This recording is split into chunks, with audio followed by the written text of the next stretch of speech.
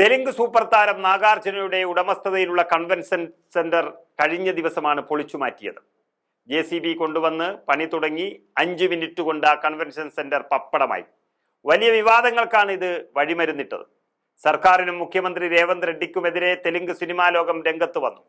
എന്നാൽ ആര് എതിര് നിന്നിട്ടും കാര്യമില്ല. സർക്കാർ സ്ഥലം കയ്യേറി നിർമ്മിക്കുന്ന എന്തിന്റെയും അവസ്ഥ ഇതായിരിക്കുമെന്നാണ് മുഖ്യമന്ത്രി രേവന്ത് റെഡ്ഡി മുന്നറിയിപ്പ് നൽകിയത്.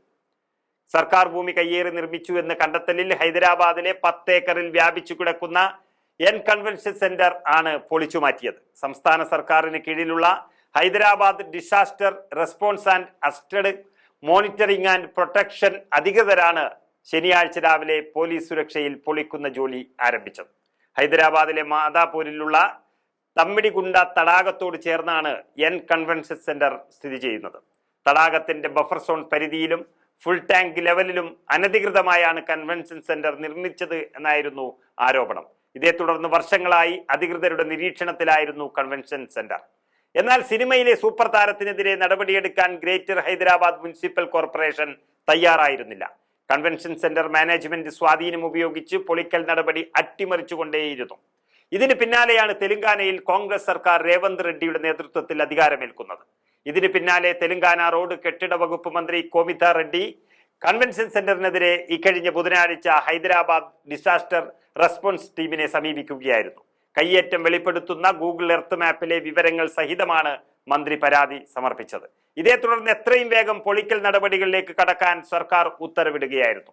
തമ്മിടിക്കുണ്ട തടാകത്തിന്റെ ഫുൾ ടാങ്ക് ലെവൽ ഏകദേശം 29.24 ഏക്കറാണെന്നാണ് നോർത്ത് താലൂക്ക് എക്സിക്യൂട്ടീവ് എഞ്ചിനീയർ കൈമാറിയ രേഖകളിൽ വ്യക്തമാക്കുന്നത്. ഇതിൽ ഏകദേശം 1.12 ഏക്കർ ഭൂമിയും ബഫർ സോണിൽ 2 ഏക്കർ ഭൂമിയും കയ്യേറിയാണ് ഈ കൺവെൻഷൻ സെന്റർ നിർമ്മിച്ചതെന്ന് കണ്ടെത്തി. അതേസമയം കോടതിയിൽ കേസ് നിലനിൽക്കെ നിയമവിരുദ്ധമായി കൺവെൻഷൻ സെന്റർ പൊളിക്കുന്നത് അംഗീകരിക്കാൻ സാധിക്കില്ല എന്ന് നടൻ നാഗാർജുന പറയുകയും ചെയ്തു. കൺവെൻഷൻ സെന്റർ സ്ഥിതി ചെയ്യുന്നത് പട്ടയഭൂമിയിലാണ്. 1 ഇഞ്ച് ടാങ്ക് ലെവൽ പോലും കയ്യേറിയിട്ടില്ല.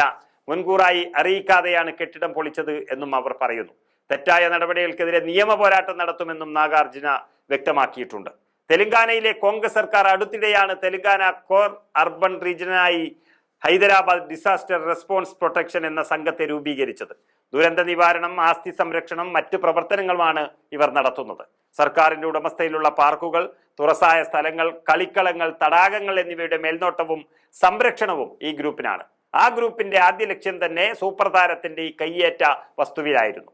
കണ്ണടച്ച് തുറക്കും മുമ്പ് അത് പൊളിച്ചു മാറ്റിയതോടെ സൂപ്പർ താരവും രേവന്ത് റെഡ്ഡിയും തമ്മിലുള്ള തുറന്ന പോര് കോടതിയിലേക്ക് കയറുകയാണ്.